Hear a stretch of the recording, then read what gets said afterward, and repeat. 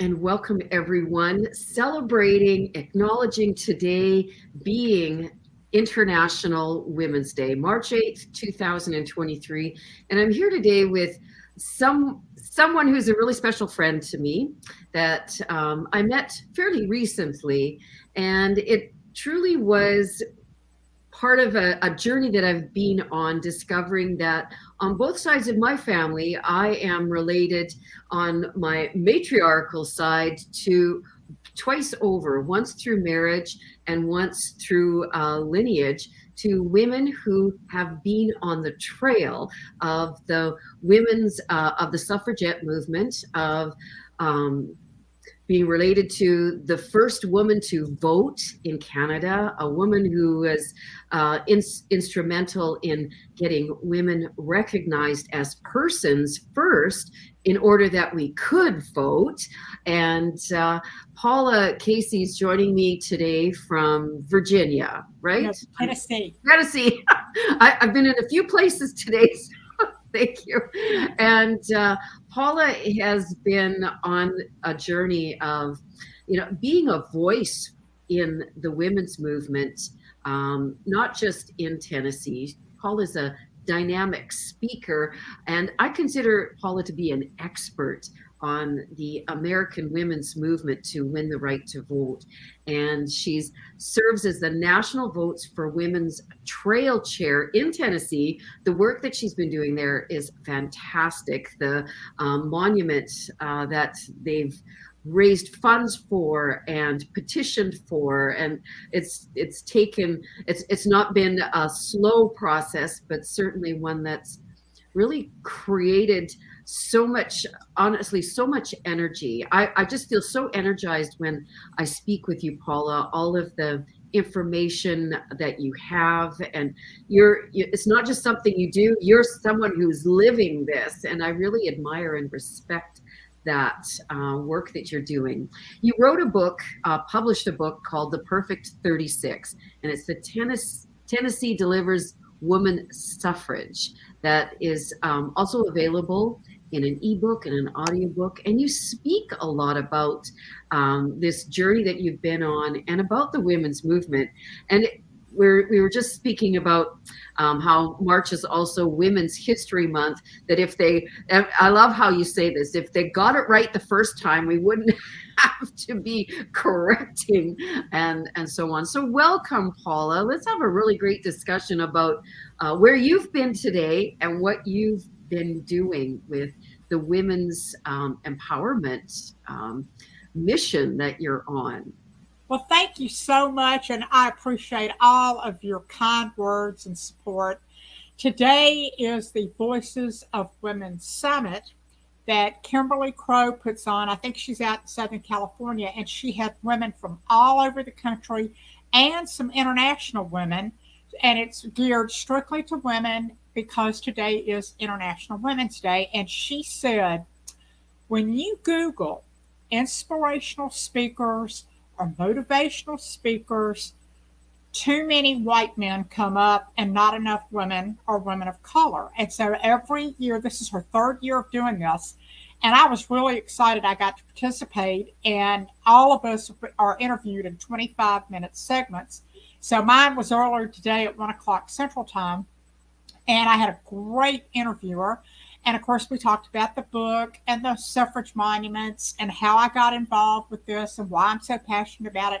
And it was just a lot of fun. And, to know that there are people out there who want to know a little more about this history, because unfortunately, it's not covered that much. And remember, it was only since the 1970s that women's studies was considered a scholarly field. And it took more authors, including women, the contributions of women, to really beef up that part of our history. And I always point out, particularly when I talk to young people, not everybody came over on the Mayflower to the United States and had the right to vote. The beginning of the United States, it was white men with property who were eligible to vote. And so the great thing about the Constitution of the United States is that it allows for the expansion of rights. And so that's what I have spent the last close to 35 years of my life studying, researching. I've done the book, a DVD, public statuary about the suffragists, because those women were giants. I mean, you know this based on what you know about the Canadian women, what I know about the women in the United States. They were magnificent. They persisted. They were determined. They believed in democracy and the rule of law and self-government. And that's what I want people to take away from this, is what these women did despite all the obstacles. They didn't give up. And it took 72 years in the United States, from 1848, Seneca Falls, New York, to 1920, August 18th, 1920, when Tennessee, my state, the last state that could possibly ratify the 19th Amendment and make it law, it passed. So all American women vote today thanks to Tennessee. Wow. Yeah. And this was all before the internet. Right. This is so amazing. And for anyone who's watching live, please leave your comments, leave your hearts and your thumbs up for this topic that we're on today. I'm here with Paula Casey, who's joining me from Tennessee, and she's been totally proactive and no signs of slowing down. Like, I'm just so amazed. I've known you such a short time, and just such great conversation, such depth of conversation on an issue that needs to have so much more discussion today, because I don't consider myself very old. And I remember still, coming into the workforce at a time when if I became pregnant, I could lose my job. So those of you women today that are, coming into the workforce or haven't heard of things like this in your lifetime, it is because of women who have walked the path ahead of you, that have sacrificed their lives at a time when, there were so many things that we take for granted today that were punishable by death or imprisonment at a time when it was really, really cruel. Not that it isn't any less today, but truly it's not been today. It's because of your birthright in a sense, but back then it was not, and that was not so long ago. So what were you going to say, Paula? Well, it wasn't that long ago before women could have credit cards. I remember in the 70s when I was at the University of Tennessee in Knoxville, that we actually got solicited. I was 19 years old when I got my first credit card, a Sears credit card, that I did not have to have my father sign for it. Mm-hmm. I mean, you think that was so long ago. Well, that's pretty recent history. No, I needed a co-signer. I needed my father to co-sign my car loans.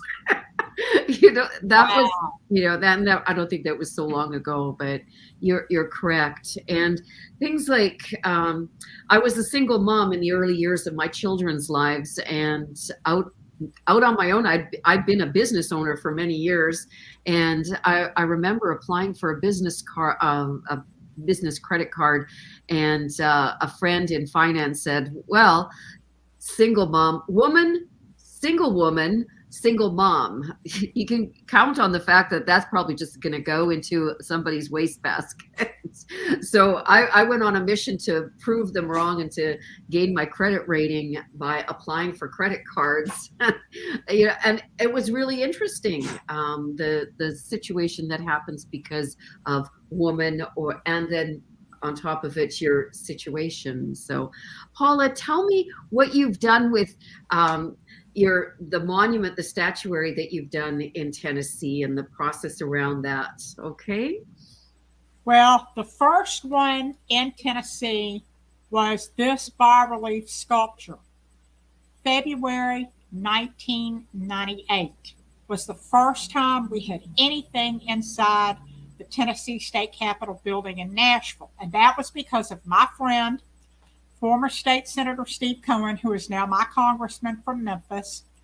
Steve was the one who put together a committee, and he said to me, "Oh, you're going to be on this committee, and you're going to pick somebody, you're going to pick an artist to design something for the Capitol." I'm like, "Oh, okay."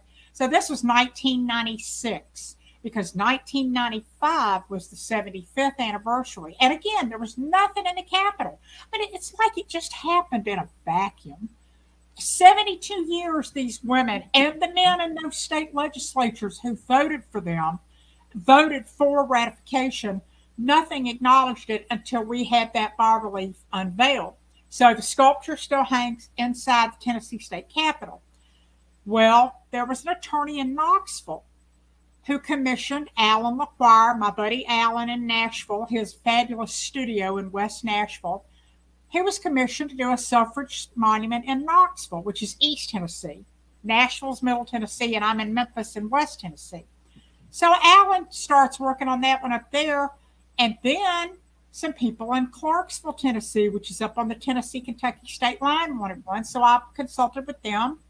And then in 2010, one of my friends who was an attorney in Nashville said, 2020's coming and we need to have something outside the state Capitol building, because when the Capitol building is closed, you can't go in there to see this bas relief sculpture. Mm-hmm. So we put together a statewide group.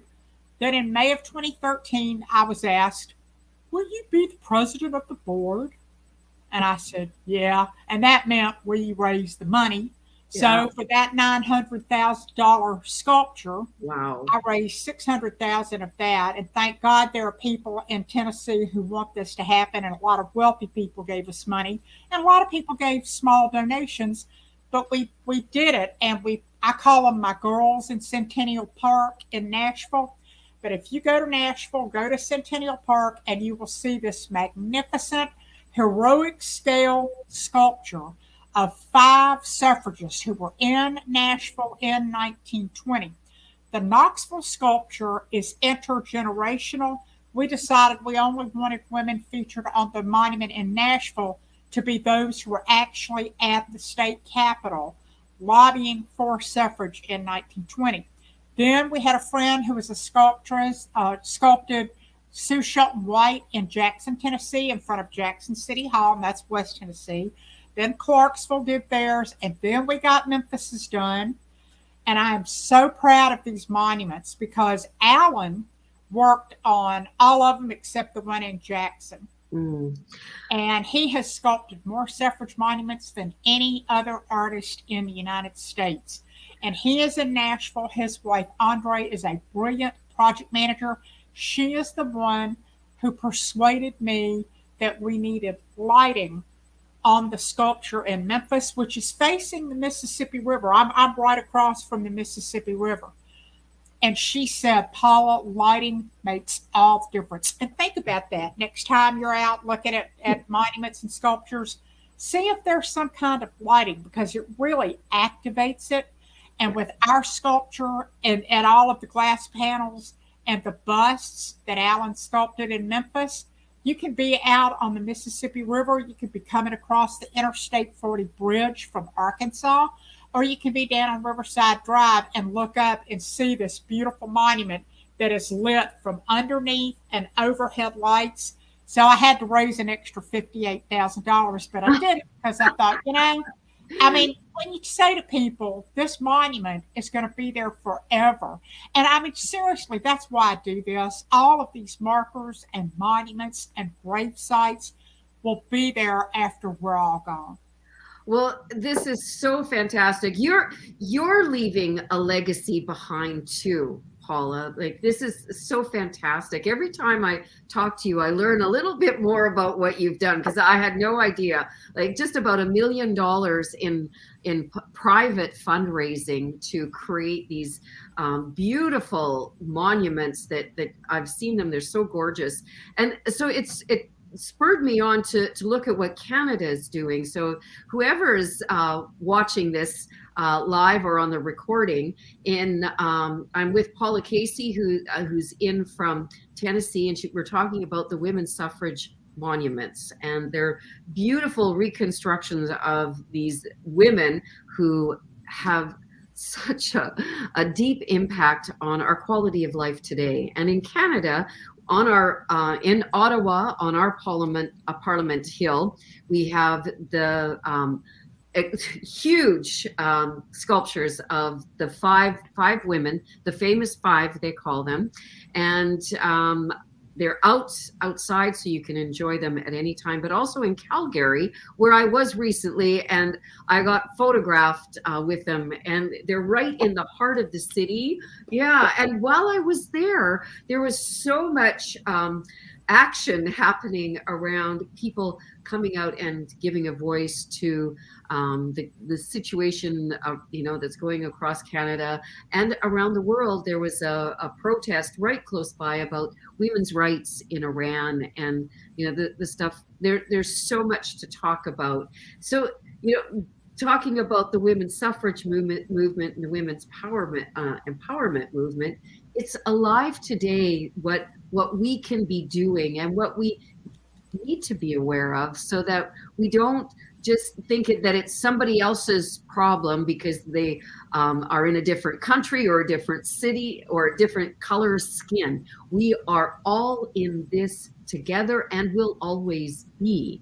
And so that's leading me up to the suffrage trails project that you've been working on, because that's what really got my attention when we first met, because it's like you've got marked all of the women members of the suffrage movement in the US. And then I'm just speaking out if any Canadians are listening, that trail stops at the border. So we have work to do, people, to put this on the map. And I'm just going to turn it over to Paula to talk about the Trails project that you've been working on. I was so flattered that the National Collaborative of Women's History Sites, which is the sponsor of the National Votes for Women Trail, asked me to chair it because they were so impressed with what we've done in Tennessee with all these monuments across the state. And, it is just really remarkable that there was such a dearth of statuary, but people are now interested in having more monuments and more markers and seeing more women in statuary. So that's really what we've been doing. We are preserving this history. And I've got to tell you, you go to any one of these monuments any time of the day or night, and they attract people.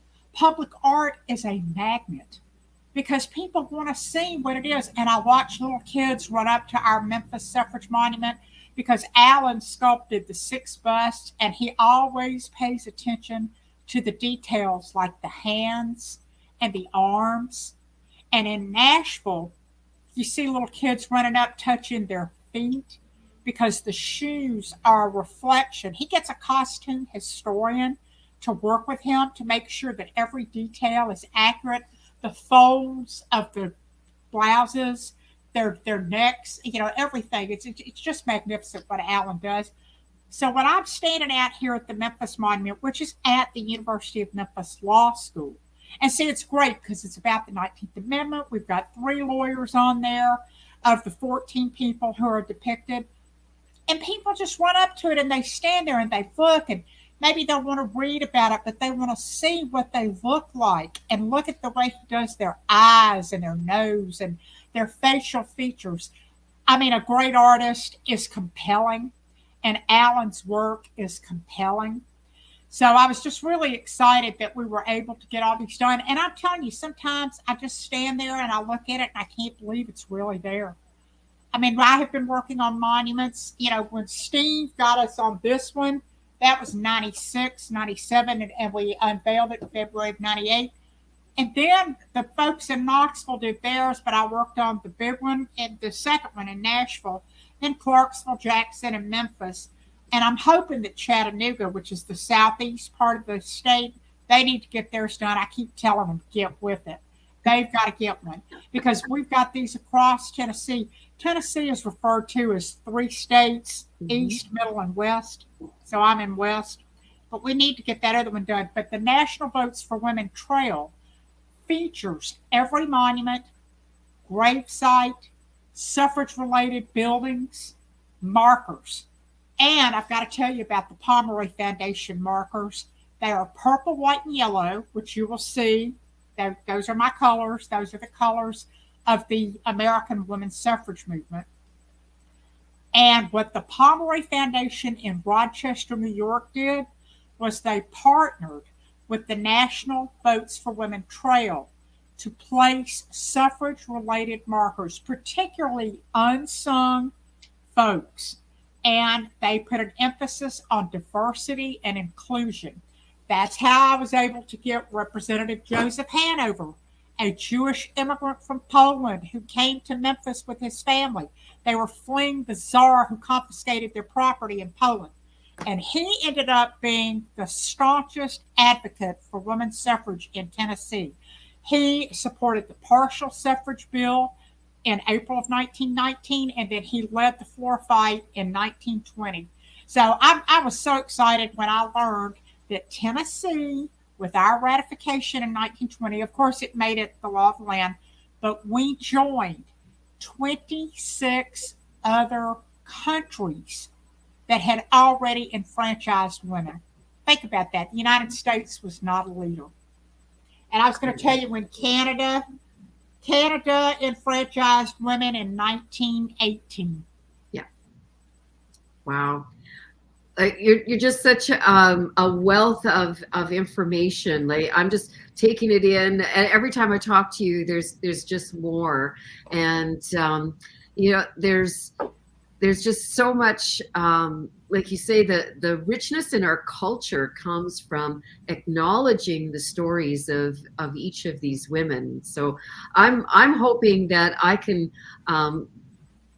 make some more connections and have this trail extend across the border into Canada, because what you've done there is you've partnered with your national parks and tourism and really put this on the map so people can go and see these monuments. Like, that was the thing for myself, is like, I had no idea there was all of this done, because there's such little promotion here in Canada. We have in Edmonton, the Alberta's, one of their capital cities, has 12 hectares of land dedicated to parks named after each of these women, but many people don't even know who these women are. There's a museum in Claresholm, Alberta, with a bust of Louise McKinney, who is I'm related to through marriage. And I didn't even know this. This is a family member. Wow. This is how how distant people can be from this information coming forward. So, So you were talking last time about 2027 and what's coming in that year. Would you talk about that? Okay, 2026 will be the 250th anniversary of the United States, because we gauge it from 1776 to 2026. And what we're doing at the National Collaborative of Women's History Sites, I serve on that board, and then they asked me to chair the National Votes for Women Trail, because that's a project of the collaborative. So we're probably going to partner with the Pomeroy Foundation again, we hope. This isn't definite, but what we're looking for is an opportunity perhaps to do a women's equal rights trail, or something that's going to capitalize on the contributions of women throughout our country's history that is beyond suffrage. You know, suffrage has got all the dedicated markers and monuments, and they'll be there forever. So we want to make sure that other contributions and significant women are recognized in that celebration. And, it's going to be an interesting celebration, because we stole the lands from the natives and we had slavery. And, we've got to acknowledge our history, warts and all, the good, the bad, and the ugly. That's what historians do. Yeah. I love that. Warts and all. Yes. Well, you're right. It makes up who we are. How many different lineages we have in our bloodlines, each of us. In Canada especially, we come from people who come from all over. That's absolutely. And so I just want to talk about what that trail looks like for people, because if people are hearing about this for the first time, what I've put the link in the banner, and people can highlight that and go check out the maps.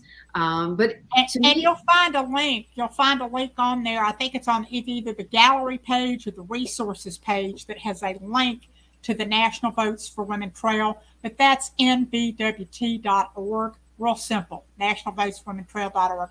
And you can see every state. Because remember, in 1920, Hawaii and Alaska were not states. That came after 1920. So it's the lower 48 that is featured on the National Votes for Women Trail. Okay. And so when people go to this link, they will find pictures. There's a gallery of what the trail looks like, because you can go online and see the map with all the markers. But when they go to these markers, some of them that I see, if you can clarify this, Paula, they look like street signs with notification and a plaque saying who the the name of the person and their contribution. And there's how many of them? Well, we have 2,430 entries on the trail. I'm not sure the exact number of markers, but I need to point out that there are local historical commission markers, state historical commission markers, and the Pomeroy Foundation markers, which are strictly suffrage related. But we actually have some local and state historical commission markers that are also on the trail because they're suffrage related. We're trying to spotlight everything that was related to suffrage in the United States. Okay, so can you tell me who the Pomeroy Foundation is? They are so interesting. I'm not exactly sure where the funding comes from, but the guy who founded it is still living, and he's great. And he has put the money up for markers, and they do more than suffrage. They do all kinds of markers. And it's WGP for William G. Pomeroy, WGPfoundation.org. And they've got every marker that they have paid for. They were great. They paid for the manufacturing, the transportation, and then all our recipients had to do was install. And it's not that expensive to install a marker. You know, you dig the hole, put it in there, and make sure it's sturdy. But the WGPfoundation.org is the Pomeroy Foundation website, and they have got all kinds of information. And I think they're going to be involved with this America 250 celebration. Okay, well, it sounds fabulous. So I've posted that on whichever social media it's letting me post to. I think that's on Facebook. And so whether you're coming in on LinkedIn or Facebook, type in your comments, reach out, go check out the links so you can learn more about the fantastic and really valuable and important work that Paula and her members, her group and colleagues are doing. Because it's we need to, in order to really be strong going forward in our future, we need to understand where it is that we've come from. And I love what you said about, our history, warts and all. Embrace it. For sure. It's what creates the rich tapestry of our countries. So, Paula, I want to thank you so much for taking the time to be with me today and share this. I'm so interested in all of this too, and I just love that I call you girlfriend, and you've just expanded my world. And today together we've expanded the world, hopefully, of some other interested people or people that were not aware of all of this part of our history. Oh, thank you. Thank you for inviting me and letting me talk about my favorite subject. Yeah, I can see that. Yeah, for sure. It's absolutely my pleasure and my honor to have you here today. And for those who are watching live or on the replay, I'm Laurel E. Lyon. I'm coming in from Central Canada, and I'm with Paula Casey, who is quite a dynamic woman and a voice for women's empowerment and definitely the remembrance of the women's suffrage movement. She's joining us from Tennessee. And it is International Women's Day, and Women's History Month 2023, March 8th. Thank you so much, Paula. I look forward Thank to seeing you. you again soon.